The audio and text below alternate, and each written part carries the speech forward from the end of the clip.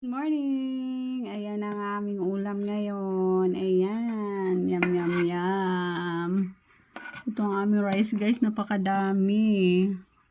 Ayan. Let's eat mga langga. Ayan na nga po ang aking ulam ngayon ay hipon. Ang aking paborito guys.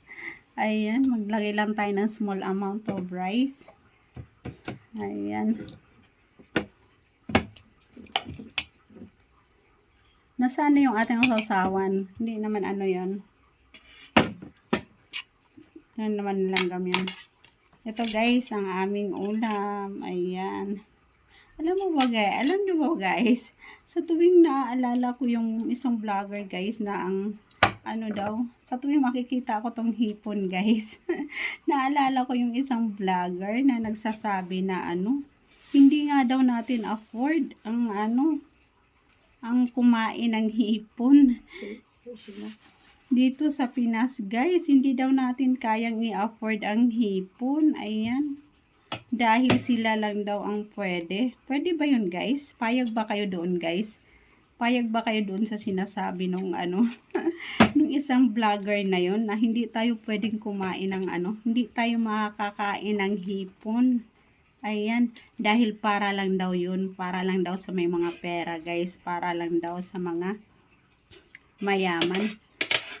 Sarap. Ayan.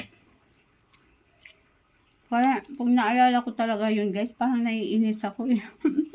Parang naiinis ko pakinggan guys, na hindi daw natin afford. Samantalang lagi ko tong kinakain guys, ayan. Lagi akong nag-uulam ng ganito guys. Halos araw-araw ako naulam ng hipon. Guys, napakamura lang na ito guys. Ayan, kayang-kaya natin bilhin to. Diyos ko, sa murang halaga lang. Ayan. Guys, sa halagang 200 pesos lang, makakabili ka na nito guys. Makakakain ka na nito. Ayan, hindi naman siya kagaanong kamahalan guys. Ayan.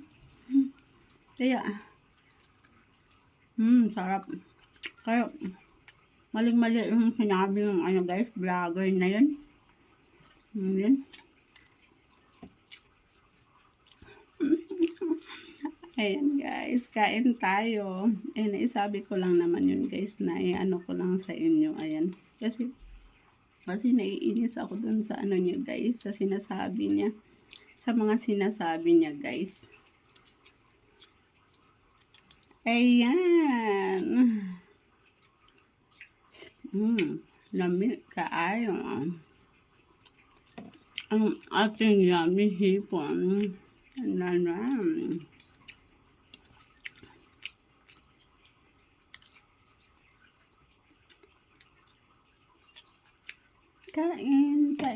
Kain.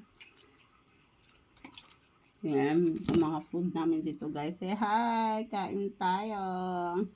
Ayun, tira-tira namin pagkain guys. Tira namin kahapon. Meron din tayong pansit. Ayan, tira kahapon guys. Dahil fiesta nga dito sa aming barangay. Ayan. Kaya let's eat.